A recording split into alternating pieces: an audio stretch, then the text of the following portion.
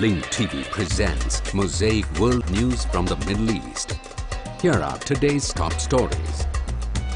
Turkey launches a major operation against suspected Kurdish militants. The Arab League calls for a ceasefire resolution on Syria as the plight of civilians grows. And pro-Israel lobby publicly exposed at the U.S. Democratic National Convention.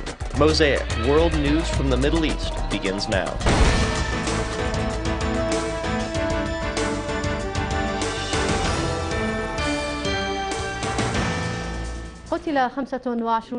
25 Turkish soldiers were killed and others were injured in explosions at ammunition depots in a military camp in central Turkey's Afyon region. This comes as the Turkish Air Force is carrying out raids on areas suspected of being strongholds of Kurdish gunmen near the southeastern border with Syria and Iraq.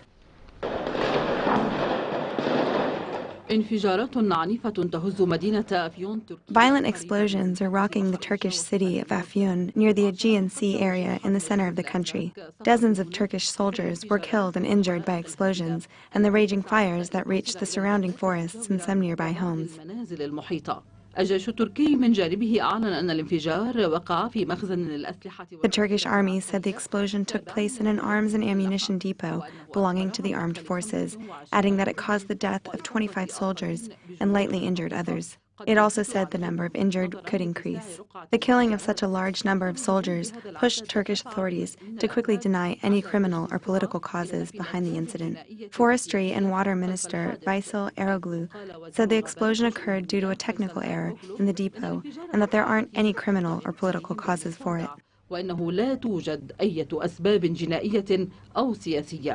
The mayor of the city, Erfan Balkanlioglu, issued a statement denying any criminal and political causes by indicating that the explosions took place as a categorization and reorganization of weapons and ammunitions was taking place in the depot. وفي الجانب الآخر من تركيا أعلنت مصادر أمنية أن الجيش التركي يشن حملة عسكرية. On the other side of Turkey, security sources announced that the Turkish army is carrying out a military operation with the use of fighter jets and heavy artillery on sites suspected of being affiliated to Kurdish gunmen near the southeastern border with Syria and Iraq. الطائرات الحربية من طراز F-16 ومروحيات من طراز كوبرا تشارك في الهجوم. Security sources also indicated that 2,000 soldiers and dozens of F-16 fighter jets and Cobra helicopters are being used in the assault. They added that so far the attack has been concentrated on the Katu mountain in the southeastern Sirnak region. This tense security situation in Turkey comes after a recent escalation of violent acts between the Turkish army and fighters from the Kurdish Workers' Party. The party's fighters have intensified their military attacks on government and security installations, as Ankara has escalated its political and military campaign against the party.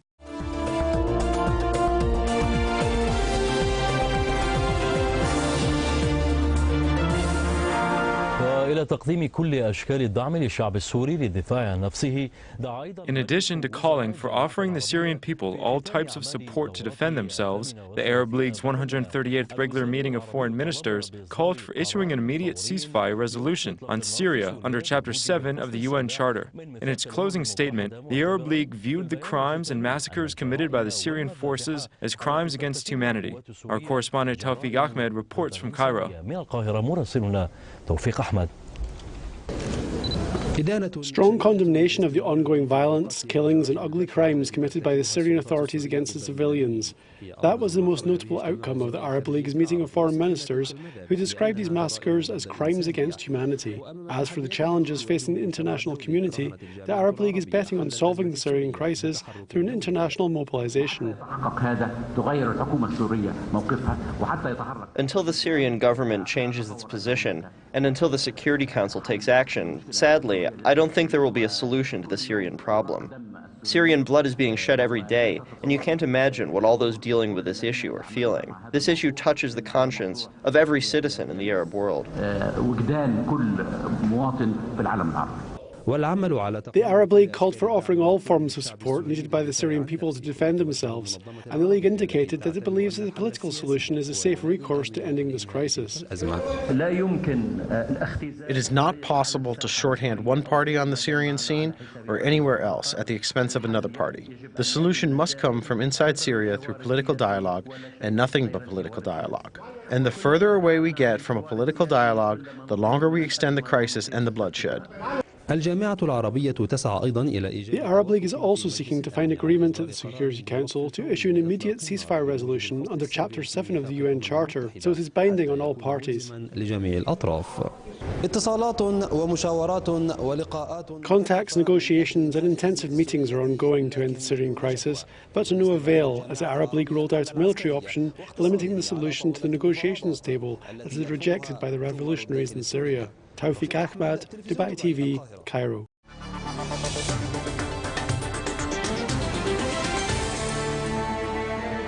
أفادت لجان التنسيق السورية بمقتل 67 شخصا اليوم 41. The Syrian Coordination Committee reported the killing of 67 people today, including 41 in Damascus. Confrontations between Syrian government forces and the armed opposition continued in many areas, particularly in Damascus, its countryside, and the city of Aleppo. Opposition members are saying that Aleppo's neighborhoods are being subjected to ongoing shelling, in addition to a lack of food supplies.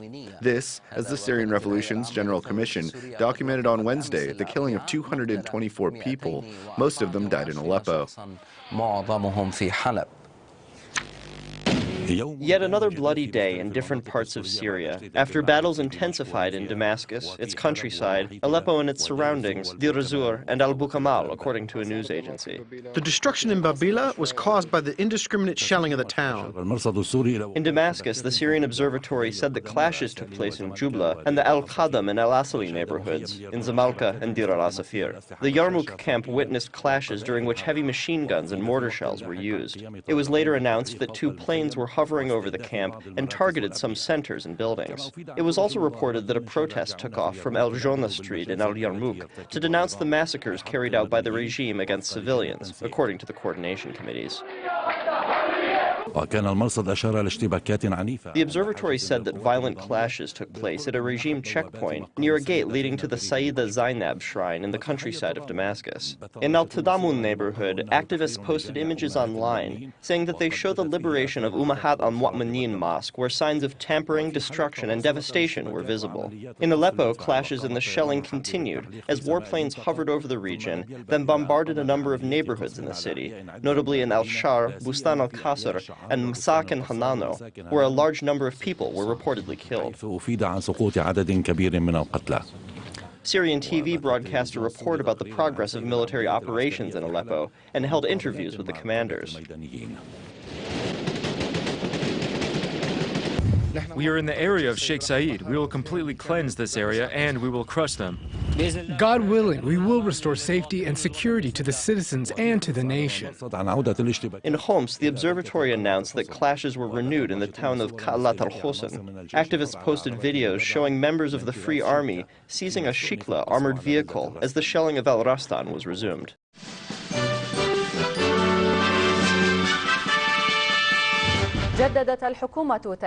The Iraqi government reiterated that it will not allow the transfer of weapons from Iraq to any side of the Syrian conflict, regardless of their source. In a statement issued to the center brief for the Iraqi media network, government spokesman Ali Dabbagh said that Iraq will not allow the shipment of any type of weapon to Syria. Dabbagh added that his government is working to strengthen efforts to reach a peaceful solution in Syria and is supporting the new UN Special Envoy, Lakhdar Brahimi. For his part, the Iraqi Prime Minister's media advisor, Ali al-Musawi, said that there's no proof that Iran violated the special agreement prohibiting the transfer of arms from Iran to Syria via the Iraqi airspace or territory. In a statement issued for the center brief for the Iraqi media network, al-Musawi said that Iraq received assurances that Iran is abiding by the special agreement and that the Iraqi government has no proof to believe otherwise. Al-Musawi added that his government is willing to investigate any claim if based on physical evidence. The government's High Commission overseeing the return of Iraqis from Syria and the housing of Syrian refugees said that 29,000 Iraqis have returned to the country via Al-Walid and Al-Qaim border crossings. Salam al-Khafaji, the Deputy Minister of Iraq's Migration and Displacement, told the center brief for the Iraqi media network that the number of Iraqis who entered Iraq via Al-Walid and Al-Qaim has reached 23,308, and that the number of Iraqis airlifted from Syria stands at 6,113. The Parliament's Defense and Security Committee unveiled a Saudi-Qatari plot aimed at clearing the region of weapons and establishing the so-called New Middle East. The company's deputy chief, Iskander Witwit, told the center brief for the Iraqi media network that the smuggling of weapons to the central and southern provinces is not a mere rumor, but is based on precise intelligence pointing to the presence of arms dealers sponsored by the governments of Qatar and Saudi Arabia. The dealers are reportedly buying weapons with the aim of clearing the region of arms and smuggling some of them to the Syrian opposition in a bid to establish the so-called New Middle East.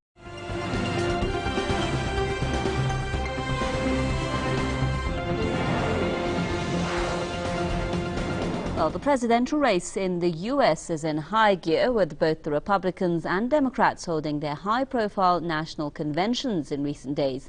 Last week, it was Mitt Romney and his fellow Republicans in Tampa, Florida. This week, Democrats converged on Charlotte, North Carolina for their get-together. But is the two-party system truly representative of the American people? Let's take a look. During the Democratic convention, former President Bill Clinton took center stage and formally nominated incumbent Barack Obama for a second term. Clinton highlighted economy, Medicare, and country's crippling national debt in his speech. This is in line with most Americans who view the current economic crisis as the most important issue facing the nation. Rightfully so. The latest economic data coming out of the U.S. is very alarming. Washington reports nearly 47 million people in the U.S. used their food stamps in June. That's more than 3% higher than a year earlier. The figure has remained above 46 million all year long. Food stamp spending has more than doubled in 4 years to a record $75.7 billion in the U.S. Officials say the program is essential to give temporary assistance to those in need to help them get through these tough times. But the initiative is under threat in Washington. Republicans in Congress have criticized the cost of the program and want to cut expenses by $33 billion over 10 years. This issue is even more sobering when you consider that nearly 17 million people across the country suffered from very low food security last year. It means that they had to either skip meals or go hungry for a full day simply because they couldn't afford food. Putting aside the more serious issues, there were also some funny or perhaps disturbing moments, depends how you look at it, during the DNC. The most notable one was when an amendment was put to vote to recognize Jerusalem Al-Quds as the Israeli capital. President Obama recognizes Jerusalem as the capital of Israel, and our party's platform should as well. Mr. Chairman, I have submitted my amendment in writing, and I believe it is being projected on the screen for the delegates to see. This one you can judge for yourself. And the matter requires a two-thirds vote in the affirmative. All those delegates in favor say aye. All those delegates opposed say no. In the opinion of the... I'll do that one more time. All those delegates in favor say aye. All those delegates opposed say no. In the opinion of the chair, two-thirds have voted in the affirmative. The motion is adopted, and the platform has been amended as shown on the screen. The two major parties' conventions have become grand spectacles to attract not only voters, but also major lobby groups. Both political parties are controlled by Zionist interest, and the whole process is a sham, basically, to get them in positions. And the funding is there, the media support is there, and the American public is not the wiser for it. The influence of these groups has become so evident that in some cases the groups are asked to approve what's been said in the conventions. The two-party system is such a corrupt system right now, totally dependent on huge sums of money. The party platforms are controlled by global elites. Neither party represents the interests of the American people anymore. The drafters of this DNC platform actually changed the language and made it more favorable towards Israel. Mission accomplished. AIPAC, which is the hardline pro-Israel interest group, reviewed the DNC's final draft, approved it, and, quote, loved it. Also in Turkey, at least 58 people have been killed after a boat carrying immigrants sinks off the country. The incident happened near the town of Ahmet Beyli on the western coast of Turkey. The vessel was carrying more than 100 people when it hit rocks and capsized. Initial reports said 51 people have been rescued, including the boat's captain. The boat's final destination is not clear, but local sources say it was trying to reach Europe. Coast Guard teams are conducting search and rescue operations.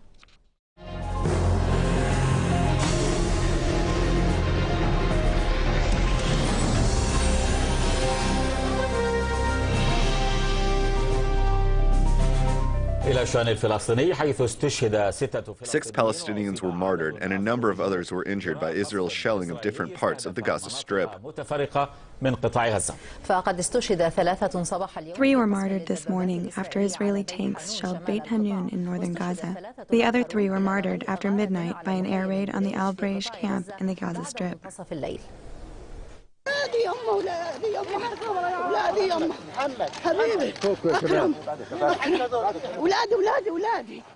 Shocked by the news of the martyrdom of her 2 children, she immediately rushed to the scene.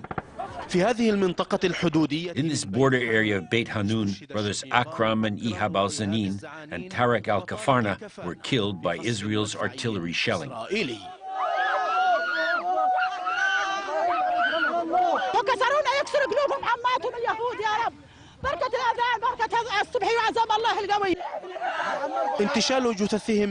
Recovering the martyrs' corpses from this site posed a challenge for the Israeli occupation forces. The greatest confrontation was from these women.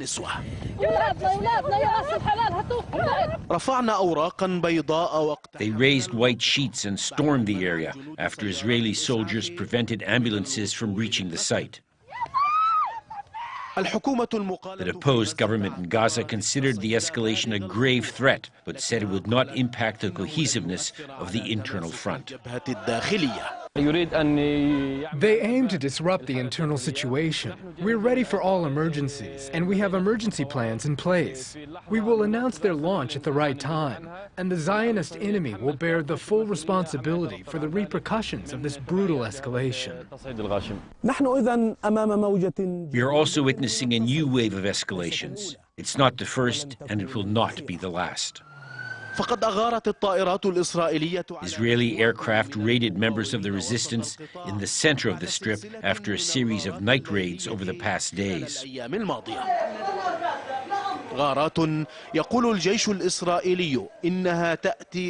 The Israeli military says these raids are a response to rockets launched from the Strip.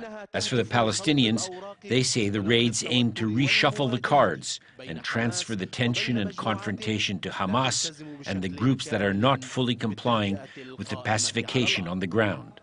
Wael al-Dahdoueh, Al Jazeera, Gaza, Palestine.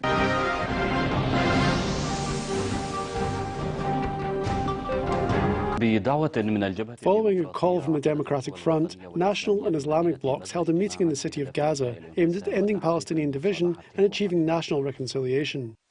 A popular conference was held amid mass pressure to implement reconciliation proposals and agreements. The meeting by Palestinian factions and blocs in Gaza was called for by the Democratic Front for the Liberation of Palestine. It aimed to pressure both Fatah and Hamas to move forward with reconciliation and to end division. During this meeting, the importance of holding popular conferences in both Gaza and the West Bank was reaffirmed, and also abroad whenever possible, to mobilize popular pressure to end the division. It was agreed for the preparatory committee for the popular conference to resume its work to escalate public pressure with the aim of implementing the agreements signed by all parties.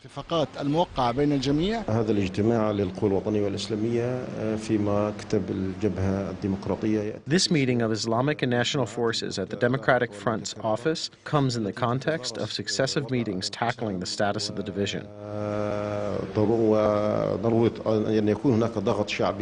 Popular pressure is necessary to end the division and important ahead of a popular conference that pressures both sides of this division. Despite the absence of the two major reconciliation polls from the meeting, the initiative was welcomed by both sides, as Fatah confirmed the importance of a popular movement to end the division. We welcome all efforts exerted to fulfill national reconciliation and to end this repugnant division, and we welcome any popular conference or popular pressure to fulfill this reconciliation. But truthfully, it is time for the Palestinian masses to speak out about the issues hindering the implementation of the reconciliation agreement. Meanwhile, Hamas stressed the importance of rectifying the wrong track taken because of the division, calling on all factions to help the two movements reach agreements that unify both halves of the nation.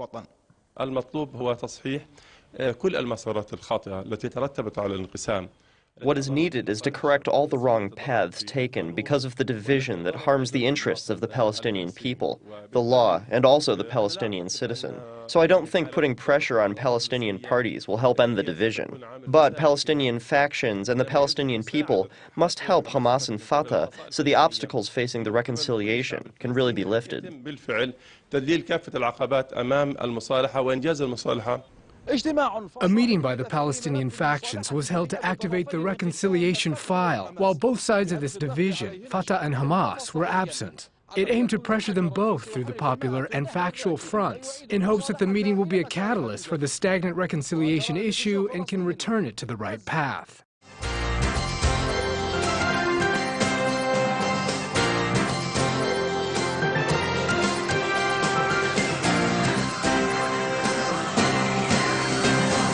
Arab nations have endorsed a call to back a planned Palestinian move to seek non-member status at the United Nations later this month.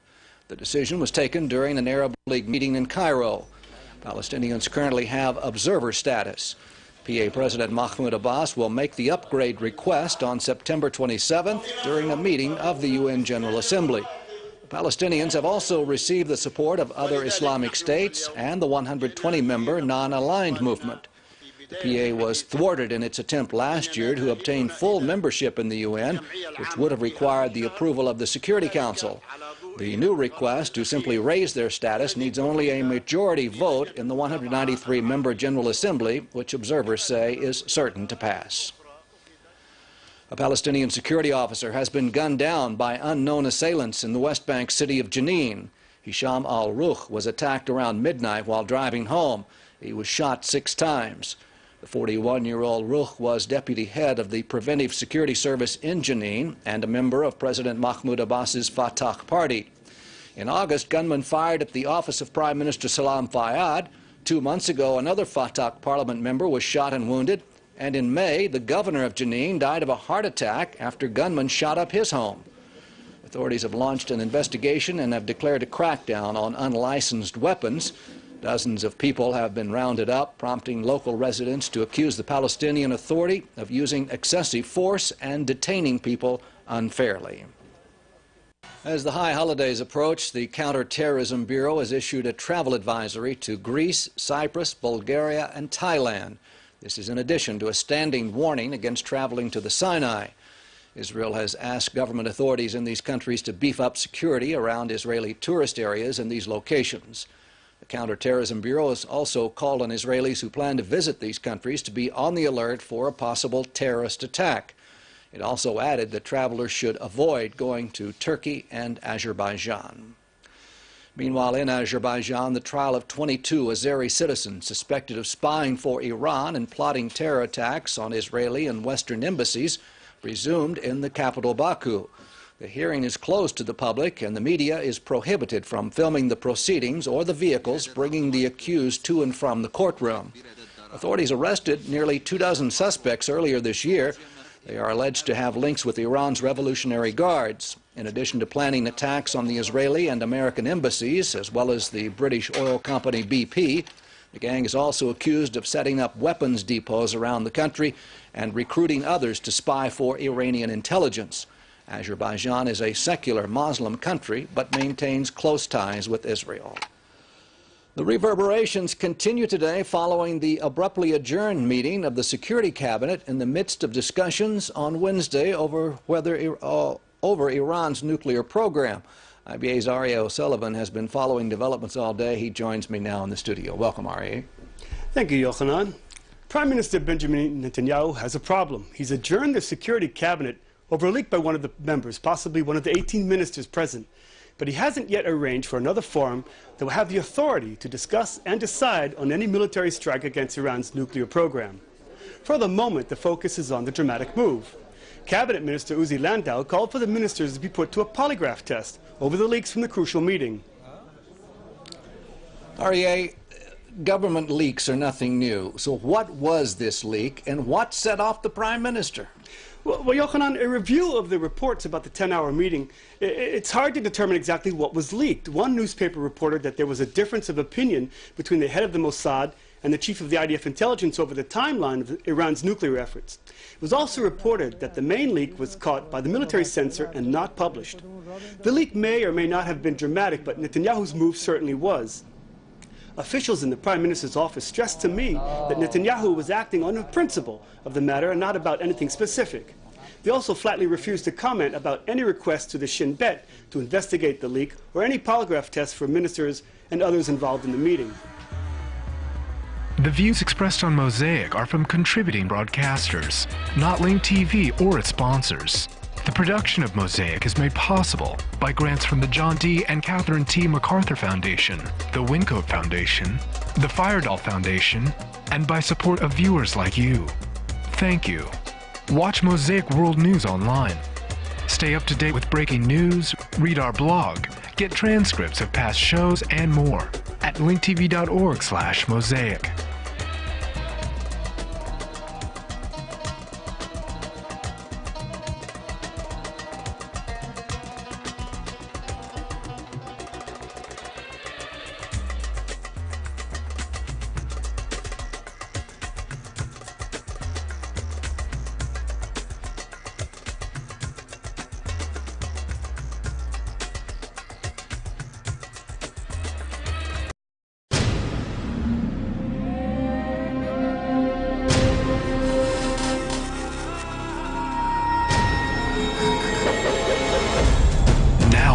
Airwaves, a global channel of uncompromising stories, world news, documentaries, entertainment, and culture.